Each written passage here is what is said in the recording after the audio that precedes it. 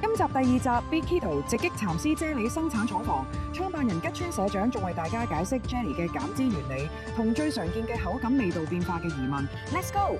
從原材料選擇到每一個細節都經過嚴格把控，確保每一口啫喱都保持最高品質標準。今日就由吉川社長為大家揭開蠶絲啫喱背後嘅健康奧秘，蠶絲蛋白點樣達到減脂效果？每包蠶絲啫喱包含100粒可食用級蠶繭中抽取嘅蠶絲纖維蛋白。